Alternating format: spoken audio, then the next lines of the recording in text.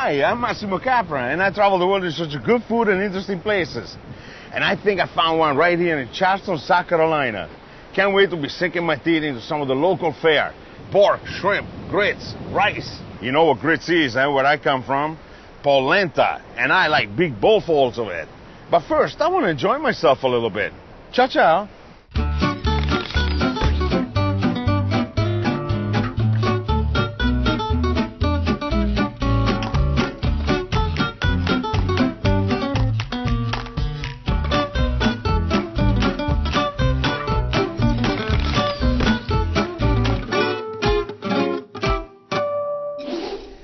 In my mind, Charleston is one of the friendliest cities in America, and a pretty one too. I'm going to meet up with Chef Sean Brock. He's the head of one of the top restaurants around. He's going to show me how to cook a beautiful Southern-inspired meal, but with his own twist. The downtown core is just filled with historic buildings, some dating back to the Civil War days. I could have walked around there all day long, but time was tight and I had to go and meet Sean. He had a few things planned for us. Hey, Sean. How you doing? What's happening?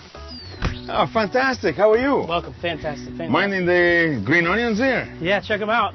Doesn't have a bite. It's just sweet, delicious onion. You know, it's kind of the end of the winter coming into the spring, and these guys are just popping their heads back up again, and petite little beautiful onions. Yeah, actually grilling them might be a little too harsh. I mean, just a little quick saute, you know what I mean? Half a second. Yeah, that's it. That's all. So you grow all your own things? We do. We have a heirloom garden that's dedicated to preserving all the old antebellum period foodstuffs, kind of pre-Civil War here. So you're going to show me the rest of the farm here? Yeah, absolutely. We got a beautiful smokehouse. Yeah. You got to see it. That's where my pigs are now. What do you mean, is the smokehouse already? Yeah, absolutely. You raise them right in the smokehouse? No, we raise them over there, but that's where they end up. That's where they end up. Okay, let's go check them out. Absolutely. Right. And this is not a restaurant. And it's not a restaurant. What happens is the fires in here, the smoke travels up the pipe into the bottom of the smokehouse. So what it's doing is it's cooling. It's cooling, yeah. So this is totally cold smoke. Totally cold smoke. Yeah. That is a big ham. Yes. These pigs were about 750 to 850 pounds. In fact, this batch of pigs was so big that the butcher facility couldn't fit them into the machine that takes the hair off. It was too big. It was like a hippopotamus. Unbelievable. Look at that. Oh, look at that. Oh my God, that's nice. Oh, that is just beautiful. And we'll let this age about, we'll let this age about 18 to 20 months. These have been cured. We cure them with salt and brown sugar. That's very southern. Okay, yeah, that is, yes. And a bit of spice, black pepper, and crushed chili. It's nice and thick. Nice and thick. Oh boy, do I like that kind of bacon. That is phenomenal. Oh, it has a prosciutto-like smell. It really does. I mean, look at this monster. Oh my God, look at that. That is a huge ham. Here, let me hold it. Let me have a moment. Oh, yes.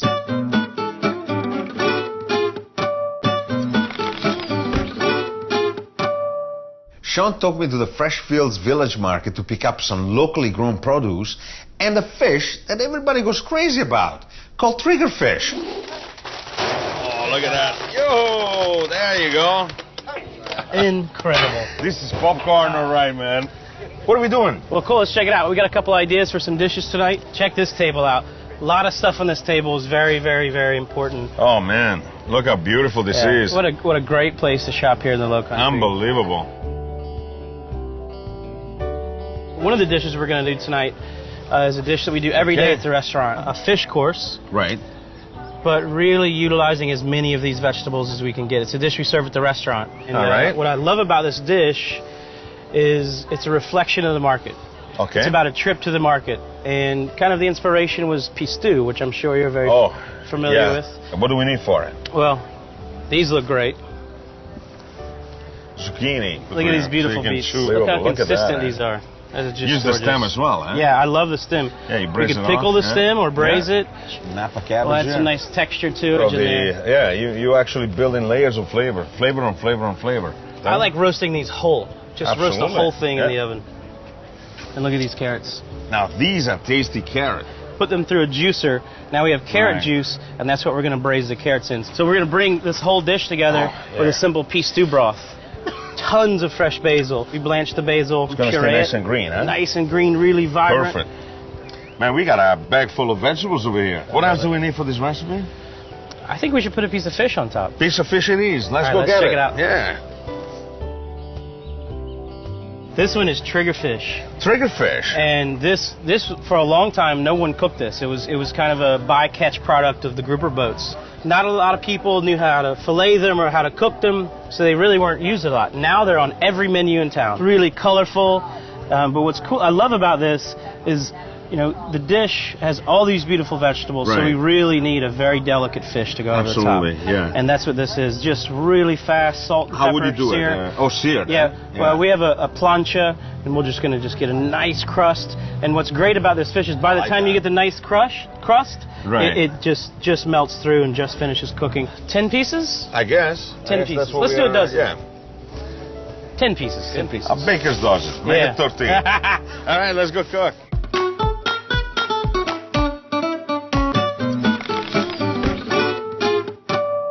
So Sean and I cooked the triggerfish as a test dish, just to make sure it was perfect for our guests. Were we worried about it? Of course not. We made it.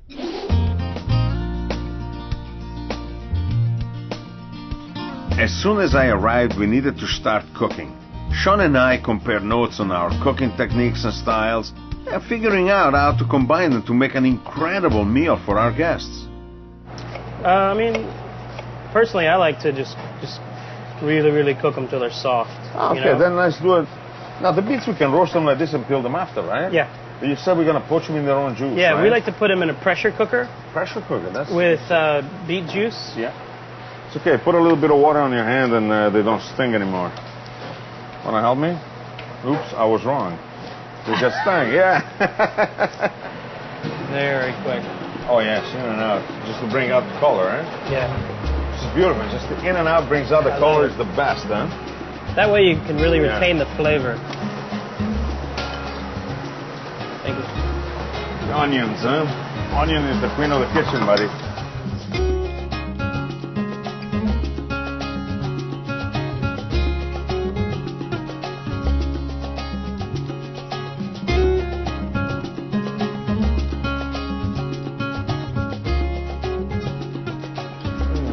Bliss. This is bliss. This is an arugula flower. When you let the plant grow and go to seeds and they develop flowers, this is what you get. Tastes like arugula. We're going to take the arugula flower and use them in a pea stew. As a garnish, right? Yeah, just a garnish. It's reparation time. So for this fish, we're going to put a little black radish. Absolutely. A little pepper. Fennel. Baby fennel. And baby fennel, eh? Little broccoli rab. Broccoli rab. Yeah. Yeah. Fiddlehead fern. This is sweet potato, I suppose. Butternut squash. Butternut squash. Wow. These are icicle radish or some kind? Turnips. Turnips. This long, eh? Mm-hmm. Wow. And this is another... Watermelon radish? Watermelon radish, yeah, that's right. A little bit of the katsoy, yeah. And the heirloom carrots. Yes. And we're going to warm it up gently, right? Yep. Just one piece, yep. Yep. See, it's still sticking a little bit. Yeah, it'll just brown and just... And just flip, yeah. And then they can go right to the plate. Lots of vegetable, the fish component, you know, the sauce. What's cool about it is it really is a reflection of the market that day, or a farm. That's the basil. So That cannot be only basil, though. Garlic and olive oil. Look at that. Yeah, beautiful. You can undercook it slightly, the triggerfish? Yeah. You can't rush good food, huh? No way. It's more like sturgeon then. Yeah. All this good fish camouflaging itself so that we won't eat it, huh? So now we're kind of steaming it with the butter. Yeah, that's it. Just waiting for it to finish cooking. And a nice firm flesh like that, I mean, people got something to bite on, right? And this one, you don't want to cook them too much. You just want to heat them up. They're already prepped. Just hot. These have been stewed in their own broth, eh? So, yeah, beforehand, we've cooked them all separately. So so that they can, because they cook at different rates. So. Right. Oh, yeah, well, of course, you have to cook it separately, yeah. That is a nice tool, eh? Yeah.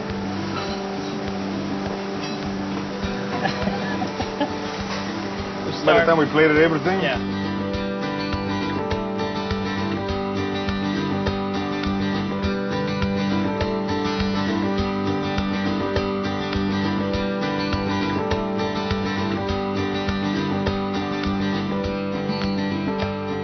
Oh, let's savor that one, eh? That is a good dish.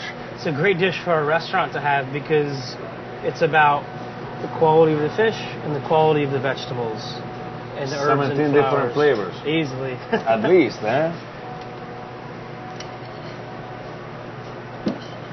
Oh. But yet it's all brought together by the beautiful fish too, huh? Mm-hmm.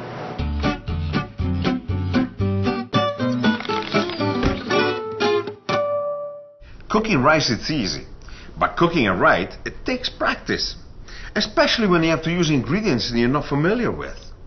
This is where I can put my risotto experience to good use. Okay, let's get to the other things. I was excited about this next dish because it looks like risotto, but it's not. This is not a risotto, this is a rice grits. Okay, Carolina Gold Rice Grits. Exactly. Carolina Gold Rice Grits. Try and say that twice in a row, man. I can't do it.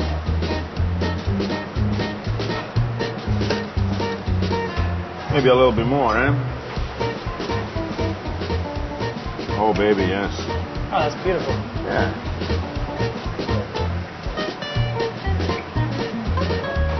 Oh, man, this dish was looking great. With just a little dressing like mushrooms, cheese, and truffle, it was ready for me to dig in. And then the truffle, right?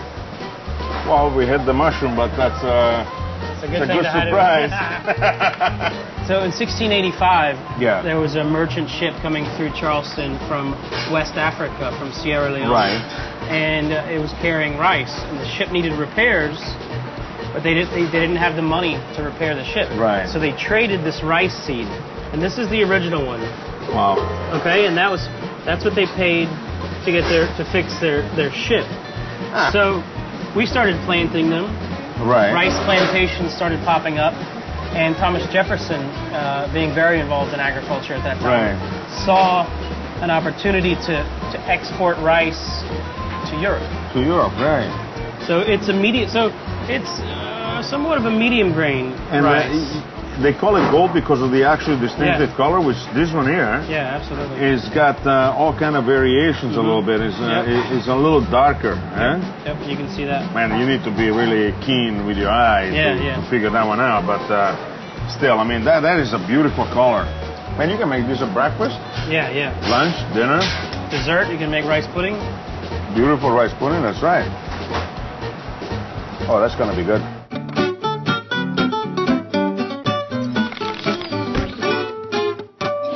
So this is just a straight ganache, right? Yeah, this is ganache that we add a starch to so that when we powder it, it stays nice and fluffy, kind of like Oh, fantastic. So anti-clamping. Yeah, so this is liquid nitrogen.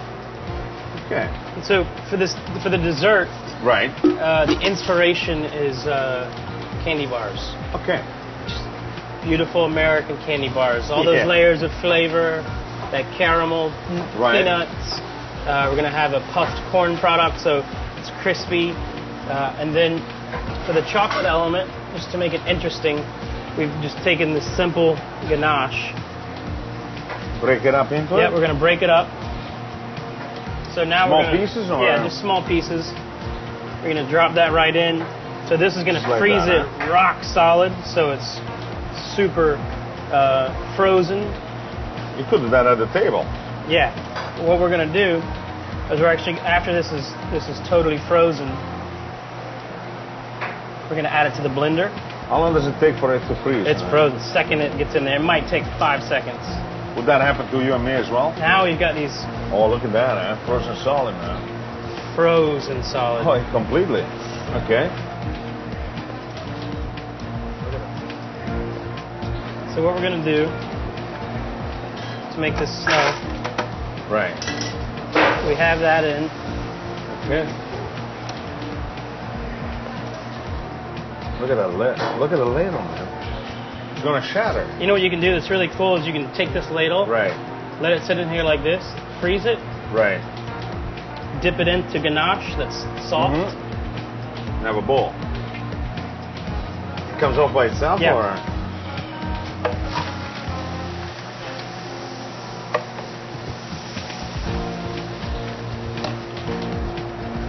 Whoa!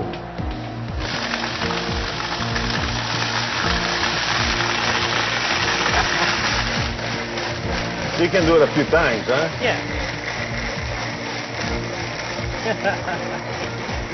This is dangerous cuisine here.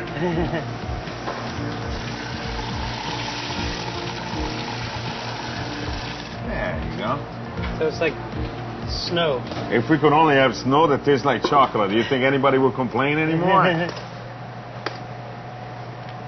So this one, after you're gonna scoop it, put it in the middle of a plate.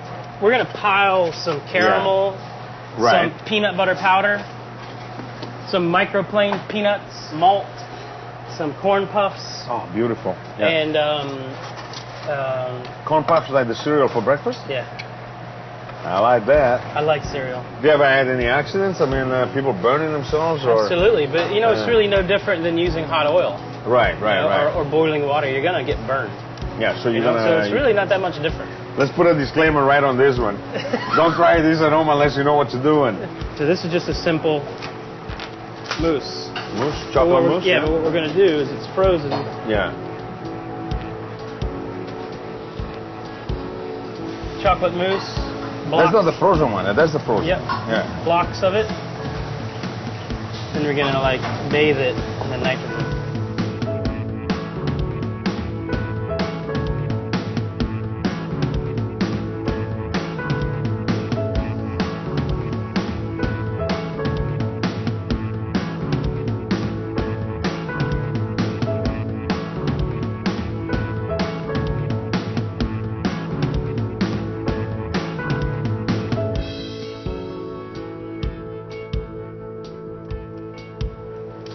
Freeze it again. Yeah, we'll just hold that in the freezer. Strawberries. Okay, so these are strawberries Yeah. that have been freeze dried. Oh, the freeze dried. Okay. So they've lost. So all of the water has been removed. Well, look at how it's making the thing Yeah. pink, huh? So what's neat is, if you think about it, there's no water Right. for the nitrogen to freeze. Right. Oh yeah. What you have is the gas is Right. trapped inside. This is a cool one, man.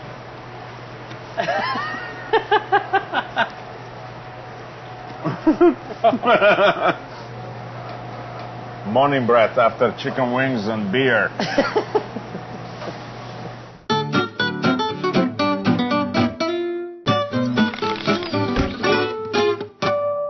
Sean gives me this powder and he says, eat it, this is peanut butter. I said, peanut butter? This is powder. Sure enough, I put it in my mouth and it turned into peanut butter. I've never seen that before. We eat them boiled here. Yes. Boiled peanuts. Have you had boiled peanuts yet? I had them in Asian cuisine, in Chinese cuisine. Here we cook them with ham and spices and lots of salt and like meat stock, like a bouillon. And you make a soup like, or? Yeah, and you boil them until they're soft in the shell, and then you let them soak in that. Right. Oh, in the shell. Yep. This is being what? That's milk that's been malted and dehydrated. Right over the peanut, right? Yep. So, what's cool about this peanut butter is it doesn't look like peanut butter, but when Right. you eat it, your saliva rehydrates it back into peanut butter. So Right. it makes a really cool practical joke. You don't tell them what it is, you're like, try this, and then Right. it rehydrates and they can't move their tongue or... Interesting. kind of around. Little crunchy surprise. Okay, so we want the basil to appear to be growing out of the peanut butter. Just a couple of those. Yeah.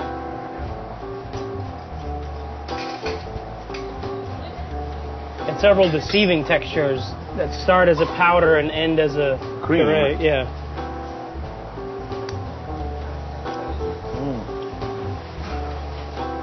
New meaning to a rocky road, huh? That's the idea.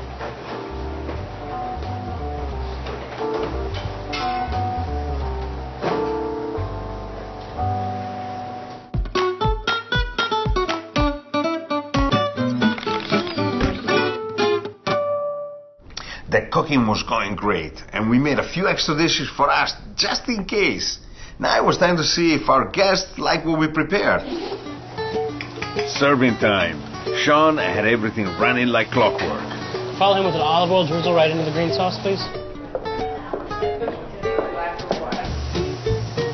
Everything was coming along just fine. We set up a production line to keep everything consistent. Then we added the final garnishes just before the guests were served. Oh, they were going to like this one. That's it, let's roll. Okay. Let's roll with the punches.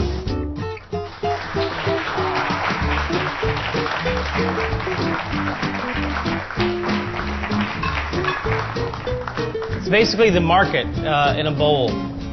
We pretty much took one of every vegetable we found today, but literally 30 to 40 components. So why would you do that? The idea is that each bite is totally different. There's several layers of really neat things. Yeah. Yes, goodness. Buon appetito. Thank you. Sean and I just sat back and looked at the expression on our guests' faces. They loved the triggerfish. Lucky for us, we kept some in the kitchen, because with this crowd there wasn't anything left. But then again, an empty plate is the only thanks a chef needs.